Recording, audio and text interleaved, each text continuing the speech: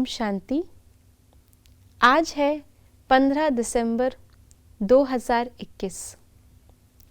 कर्मातीत बनना अर्थात सर्व बंधनों से मुक्त बनना, इसका अर्थ ये नहीं है कि हम आत्मा कर्मातीत बनते ही तुरंत परमधाम पहुंच जाएगी और हर प्रकार से बंधनों से छूट जाएगी। लेकिन जैसे हमने देखा बाबा की, दादियों की, मम्मा की कर्मातीत स्थिति को जो उनके सामने थे, उन्होंने अपनी आंखों से देखा, महसूस किया। चलते फिरते साकार चोले के अंदर फरिश्तेपन की अनुभूति की। इसके लिए बंधन को संबंध में कन्वर्ट करना है। तो आइए जानते हैं इसके लिए आज के बाबा के मधुर महावाक्य अव्यक्त इशारों के रूप में। कर्मातीत अर्थात कर्म के वश होने वाला नहीं, लेकिन मालिक बन, अथॉरिटी बन, कर्मेंद्रियों के संबंध में आए। विनाशी कामना से न्यारा हो कर्मेंद्रियों द्वारा कर्म कराए। आत्मा मालिक को कर्म अपने अधीन ना करे, लेकिन अधिकारी बन कर्म कराता रहे। कराने वाला बन कर्म कराना, इसको कहेंगे कर्म के संबंध में आना। कर्मातीत आत्मा संबंध में आती है, बंधन में नहीं। तो आज बाबा ने हमें बताया कर्मातीत बनने के लिए हमें संबंध को निभाना है। कैसे?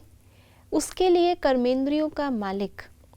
कर्मेंद्रियां अर्थात केवल स्थूल कर्मेंद्रियां जो कर्म कर रही हैं वो नहीं, लेकिन सूक्ष्म कर्मेंद्रियां जिनके द्वारा आत्मा कर्म करवा रही है, उसके भी मालिक अर्थात मन, बुद्धि और संस्कारों के भी मालिक। जब ये मालिकपना हमारे अंदर आता है तो फिर कोई भी चीज़ मालिक के आगे अपना ऑर्डर नहीं चला सकती। और यही हमें बंधन को संबंध में कन्वर्ट करने में बहुत ही सहयोगी, या ये कहे एकमात्र यही इस समय का साधन है। मालिक आत्मा जो संबंध में आती है, उसकी एक और विशेषता होती है जो बाबा अक्सर करके हमें बताते हैं। नई दुनिया में संबंध होंगे, किस आधार पर?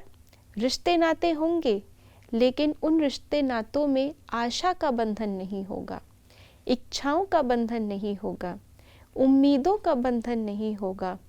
मेरा ये तो आपका ये, मैंने ये किया, आपने क्या किया, इस प्रकार के हिसाब किताब का बंधन नहीं होगा।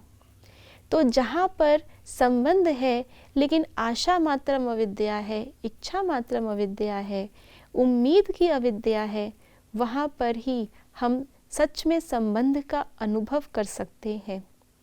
तो कर्मातीत आत्मा अर्थात इन सभी बातों से, इन सभी बंधनों से ऊपर स्थूल और सूक्ष्म कर्मेंद्रियों की मालिक, उनके द्वारा चलते फिरते साकार चोले में होकर के भी मालिकपन का, करण करावन हार का पाठ बजाने वाले फरिश्ता।